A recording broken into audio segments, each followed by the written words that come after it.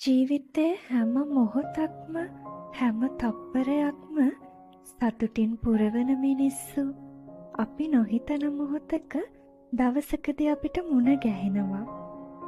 ඒ මතකයට කවදාවත්ම කියන්න ඕනි නැහැ ආදරෙන් ඉන්න මගේ විතරක්ම වෙන්න කියලා.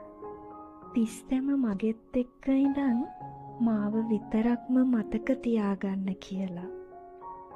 ඒ ලැබෙන මතකය ආදරෙන් ඉඳන් අපිව සනසාවි. අපි වෙනුවෙන් හිඳීවි. අපිව රැකගනීවි. ඒ තමයි ඇත්තටම මතකයෙන් අපිට ලැබෙන හරි වටිනාකම. සංසාරේ දවසකදී පතාගෙන ආව මිනිස්සු ඇත්තටම මතකයක් විඳින දවස. ඒ තමයි අපි ඇත්තටම සතුටු වෙන දවස. දිනකදී සැනසීමෙන් ඉඳන් ලස්සන මතක මතක් කර කර ඇස්පියන් ඉන්න පුළුවන් දවස.